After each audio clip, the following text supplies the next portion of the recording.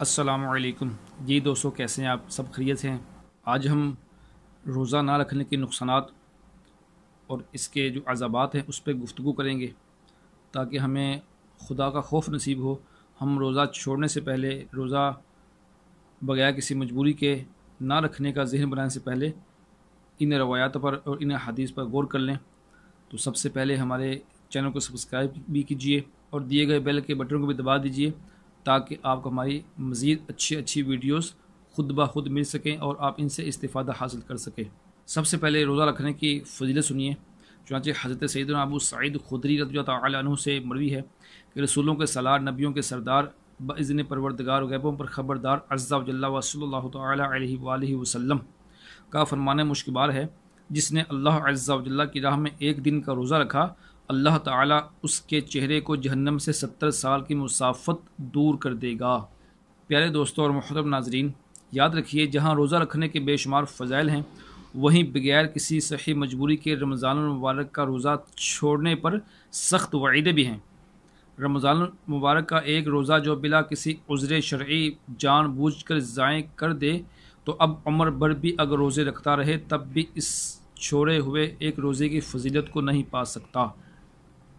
حضرت سیدنا ابو ہریرہ رضی اللہ تعالی عنہ سے روایت ہے، دو جہاں کے مالک و مختار شہنشاہ ابرار صلی اللہ تعالی علیہ وآلہ وسلم فرماتے ہیں، جس نے رمضان المبارک کے ایک دن کا روزہ بغیر رخصت اور بغیر مرض افطار کیا، یعنی نہ رکھا، تو زمانے بھر کا روزہ بھی اس کی قضا نہیں ہو سکتا اگرچہ بعد میں رکھ بھی لے۔ یعنی وہ فضیلت جو رمضان المبارک میں روزہ رکھنے کی تھی اب کسی طرح نہیں پا سکتا، لہٰذا ہرگز غفلت کا شکار ہو کر روزہ رمضان جیسی عظیم الشان نعمت نہیں چھوڑنی چاہیے۔ جو لوگ روزہ رکھ کر بغیر صحیح مجبوری کے توڑ ڈالتے ہیں، اللہ تعالیٰ کے قہر و غضب سے خوب ڈریں۔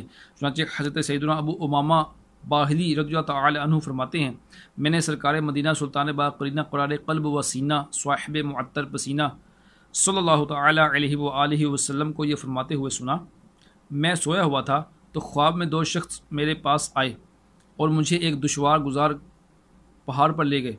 جب میں پہاڑ کے درمیانی حصے پر پہنچا تو وہاں بڑی سخت آوازیں آ رہی تھیں۔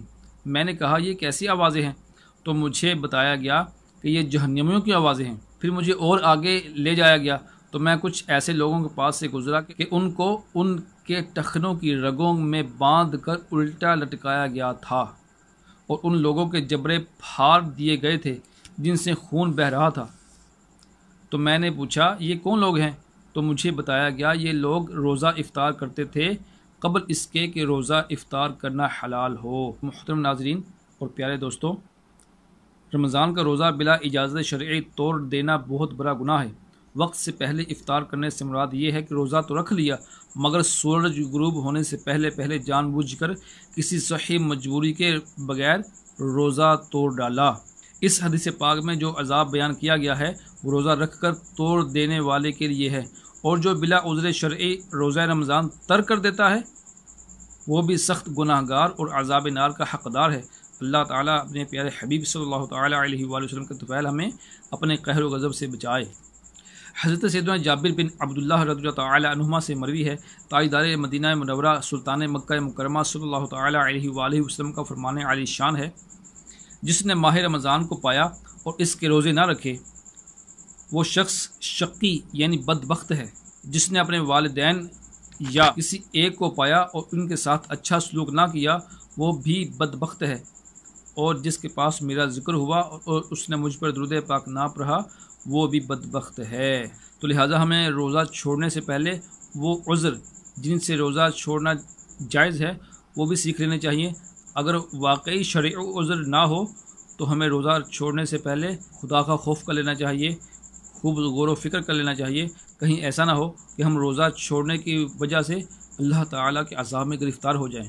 انشاءاللہ عز و جل ہماری آنے والی ایسی ویڈیوز میں آپ کو یہ بھی بتایا جائے گا جن حالات میں روزہ چھوڑنے کی اجازت ہے کہ ہم اس میں روزہ نہ رکھیں تو گناہ گار نہیں ہوں گے۔ ایسے عذر جو شریعت نے بیان کیے ہیں انشاءاللہ ہم اس پہ گفتگو کریں گے۔ اللہ تعالیٰ ہمیں عمل کی توفیق عطا فرمائے۔ بہت بہت شکریہ۔ السلام علیکم۔